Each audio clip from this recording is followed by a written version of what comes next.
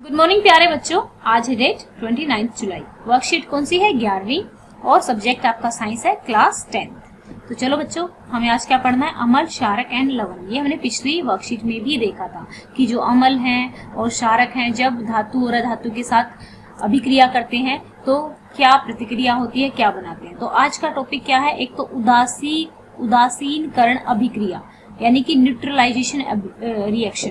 तो इसमें क्या होता है? उदासीकरण यानी कि न्यूट्रल बना देना, जिसमें कुछ भी ना हो। अमल और क्षारक की अभिक्रिया के परिणाम स्वरूप लवण यानी कि साल्ट और जल प्राप्त होता है।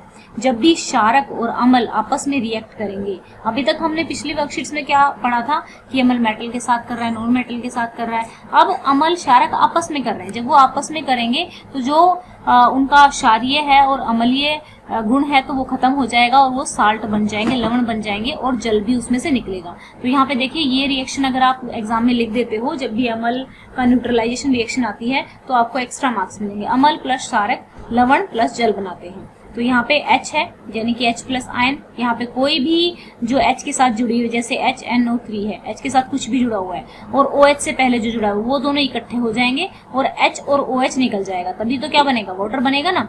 तो ये हो गया H। पॉजिटिव आयन से क्या बनता है? जिसमें ज्यादा पॉजिटिव आयंस होंगे, हाइड्रोजन आयंस जिसमें ज्यादा होंगे, वो ज्यादा क्या हो जाएगा? वो ज्यादा अम्लीय हो जाएगा। ठीक है, वो ज्यादा अम्लीय हो जाएगा। जिसमें हाइड्रोजन आयन ज्यादा होंगे वो अम्लीय हो जाएगा और जिसमें हाइड्रोक्साइड आयन ज्यादा होंगे वो आपका क्षारीय ज्यादा हो जाएगा। अभी मैं आपको समझाऊंगी। इस पूरे टॉपिक में सिर्फ एक ही लाइन आपको याद रखनी है। देखो, इन्होंने ना पीएच की बात की है। ये हम बना रहे थे पीएच स्केल।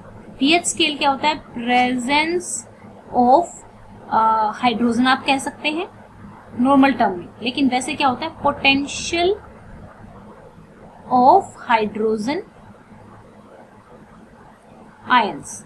ठीक है, तो जो पीएच यहाँ पे मैं कर लेती हूँ 7 से जो इधर वाले हैं, ठीक है, 0 से लेके 7 तक जो है वो है सारे एसिडिक, जिनको हम क्या बोलते हैं? अम्लीय। और 7 के जो बाद वाले हैं वो क्या है? क्षारीय।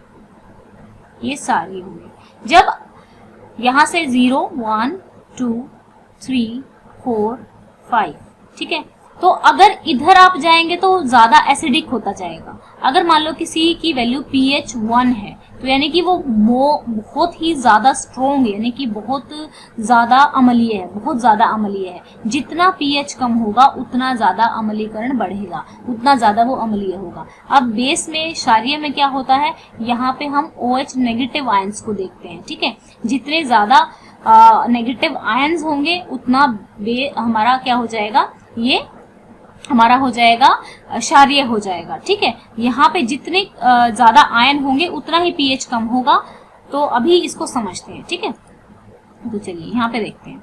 अभी वो कह रहा है कि जब अमल जल के साथ अभिक्रिया करके, अमल जब जल के साथ रिएक्शन करता है तो क्या बनाता है? या तो हाइड्रोनियम आयन बनाता है या फिर हाइड्रोजन आयन बनाता है। ठीक है, अब जो क्षारक है, ठीक है, क्षारक है, जब जो क्षारक जल में घुलनशील होते हैं, हमने पिछली बार भी पढ़ा था, जो क्षारक जल में घुलनशील होते हैं उनको हम क्या कहते हैं? उन्हें क्षार भी कहते हैं। अतः उदासीकरण अभिक्रिया को इस प्रकार से भी व्यक्त किया जा सकता है। ठीक है ना, कि भाई जल में घुलनशील होंगे। अब देखो, पीएच स्केल की इन्होंने बात की जो मैंने आपको समझाया। अब मैंने आपको कहा कि जितना ज्यादा, ठीक है, जितने ज्यादा हाइड्रोजन आयन होंगे, जितने ज्यादा हाइड्रोजन आयन जितने ज्यादा होंगे, मीडियम क्या होगा? उतना ज्यादा जो होगा अम्लीय होगा, अम्लीय मीडियम हो जाएगा उतना ही, और पीएच वैल्यू उतना ही कम हो जाएगा। ये आप वेट अ सेकेंड, ये आप इक्वेशन बना लो अपने इसमें माइंड में कि भाई जितने ज्यादा हाइड्रोजन आयन होंगे उतना ज्यादा अम्लीय हो जाएगा, लेकिन पीएच उतना ही कम होगा। अब मैं आपसे कहूं कि भाई एक तो मीडियम pH 1 है और एक सॉल्यूशन का pH मीडियम 5 है, तो कौन सा मोर एसिडिक होगा और कौन से में ज्यादा हाइड्रोजन आयन होंगे? तो पहले वाले में हाइड्रोजन आयन ज्यादा होंगे और ज्यादा एसिडिक होगा। ठीक है, तो इस तरीके से यही आपकी लाइनें लिखी हुई हैं, एक बार पढ़ लेते हैं सो दैट कि आपको अच्छे से क्लियर हो जाए। ये वर्कशीट बहुत अच्छी है बेटा आपकी, आप इनको अच्छे से करना। अमल और क्षारक की शक्ति, अमल की किससे? H प्लस आयन से, और क्षारक की शक्ति किससे? OH नेगेटिव आयन से पता लगती है। ठीक है, उनकी संख्या पर निर्भर करती है। H प्लस आयन को उत्पन्न करने वाले अम्लों को प्रबल अम्ल कहा जाता है, ठीक है। और जो ज्यादा आयन उत्पन्न करते हैं, ज्यादा यहाँ पे नहीं लिखा, और जो कम H+ आयन उत्पन्न करते हैं उनको दुर्बल अम्ल कहा जाता है। अब किसी विलयन में, ठीक है, किसी सॉल्यूशन में H+ आयन की सांद्रता ज्ञात करने के लिए एक पैमाना, एक मेथड डेवलप कर लिया गया जिसे पीएच स्केल कहते हैं, कि भाई पीएच स्केल पे हम मान लेंगे कि भाई कितनी इनकी इसमें प्रेजेंट है। तो ये बताता है, ये आपको एक ये स्केल जो है ये आपको मापने का एक तरीका है कि कोई सॉल्यूशन कितना अम्लीय है और कितना क्षारीय है, ठीक है। उदासीन विलयन pH 7 होता है, यानी कि ना तो वो आपका क्षारक, ना तो क्षारीय होता, ना ही अम्लीय होता। तो pH स्केल पर 7 से कम मान का एक अम्लीय सॉल्यूशन विलयन दर्शाता है, और pH 7 से 14 तक जो बढ़ता जाता है वो OH नेगेटिव आयन की सांद्रता में वृद्धि को दर्शाता है और क्षारक की शक्ति वृद्धि होती है। देखो बेस इस तरफ बढ़ते हैं, बेस यानी कि क्षारक इस तरफ बढ़ते हैं, और ये एसिडिक इस तरफ बढ़ता है, जो अम्लीय होता है वो इस तरफ बढ़ता है, अम्लीय इस तरफ बढ़ता है। तो अभी हमने जो मैंने आपको पूरा सारा बताया, बस एक बार उसको पढ़ना है, बस एक ही लाइन याद रखनी है pH स्केल वाली। जलीय विलयन में पूर्णतः जो स्ट्रॉन्ग होते हैं ना, जो प्रबल यानी कि स्ट्रॉन्ग जो अम्ल होते हैं वो पूरी की तरह पूरे जल में विलयन वियोजित हो जाते हैं, और H+ आयन की अधिकता होती है इनमें, ठीक है। जो कुछ होते हैं दुर्बल अम्ल जो होते हैं वो पार्शियली वियोजित होते हैं, पूरी तरीके से वियोजित नहीं होते, ठीक है। तो ये हो गए CH3COH H2CO3, और जो स्ट्रॉन्ग वाले अम्ल हैं वो ये हैं आपके।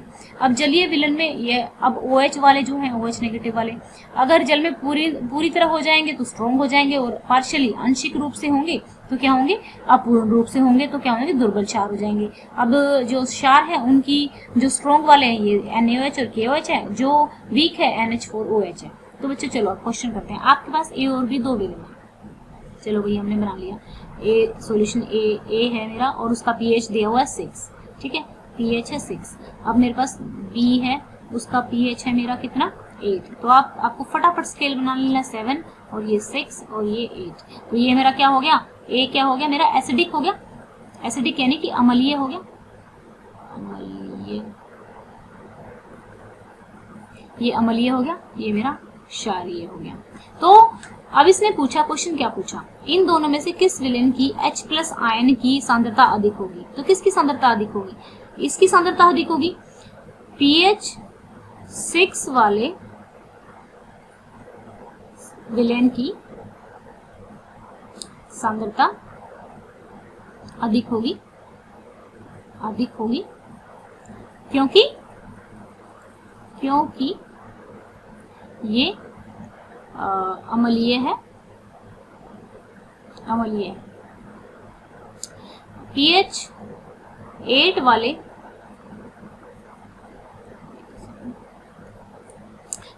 8 वाले जो आपका सॉल्यूशन वो है विलयन है वो क्या है, क्षारीय है, इसलिए उसकी सांद्रता जो होगी, जो H+ आयन की सांद्रता जो होगी वो कम होगी, ठीक है। तो अब चलते हैं ऊपर दिए गए प्रश्न की। अब आपको ये बताना है कि ऊपर दिए गए प्रश्न में प्रकृति कैसी है, अम्लीय कौन सा और क्षारीय कौन सा। तो ये तो मैंने लिख दिया, pH 6 वाला अम्लीय है और pH 8 वाला क्षारीय है। दूध का जो pH होता है वो 6 होता है, ताजे दूध का जो pH होता है 6 होता है। इतना ज्यादा देखो 7 है यहाँ पे और 6 है, इतना ज्यादा एसिडिक नहीं होता दूध, ठीक है। लेकिन इसके दही बन जाने से इसके pH में किस प्रकार परिवर्तन आएगा, जब ये दही बन जाता है तो इसमें एक लैक्टिक एसिड में ये कन्वर्ट हो जाता है, जो कि बहुत ही स्ट्रॉन्ग आपका क्या होता है, स्ट्रॉन्ग आपका एसिड होता है। इसी वजह से pH उसका क्या हो जाएगा, कम हो जाएगा। इसीलिए पहले लिखना है दूध का दही में बन जाने से, क्या लिखना है, दूध का दही में बन जाने से लैक्टिक एसिड उत्पन्न होता है, इसीलिए इसका pH कम हो जाएगा, pH कम हो जाएगा, pH कम हो जाएगा। क्यों कम हो जाएगा, क्योंकि और एसिडिक होगा तो pH कम होगा, 0 की तरफ बढ़ेगा, ठीक है। अब देखिए दो प्रबल अम्ल और दो प्रबल क्षारों के नाम लिखिए, यहाँ से उठा लीजिए कोई दो, यहाँ से उठा लीजिए, और क्षार के नाम यहाँ से उठा लीजिए। अब शुद्ध जल का pH 7 है, इसकी प्रकृति क्या है, ये 7 आपका क्या है, उदासीन है, ओके। तो ये हो गई हमारी आज की वर्कशीट। आई होप आप लोगों को अच्छे से समझ में आई होगी। प्लस मैं आप लोगों से एक और क्वेश्चन पूछना चाहती हूँ। पिछले लेक्चर में हमने क्या पढ़ा था? पिछले लेक्चर में हमने पढ़ा था कि भाई एसिड में वाटर डालना चाहिए, एसिड वाटर में डालना चाहिए या फिर वाटर एसिड में डालना चाहिए। ये आप मुझे कमेंट करके बताएंगे। मैं देखना चाहती हूँ कितने बच्चों ने जो वर्कशीट की है ध्यान से की है और कितने बच्चों को ये आंसर आता है। साथ में अगर चाहें तो लॉजिक भी लिख सकते हैं। ओके बच्चों, तो ये हमारी आज की वर्कशीट पूरी होती है। Have a nice day and अच्छे से पढ़ाई किया करो, कम से कम 2 घंटे तो पढ़ ही लिया करो। Okay, thank you.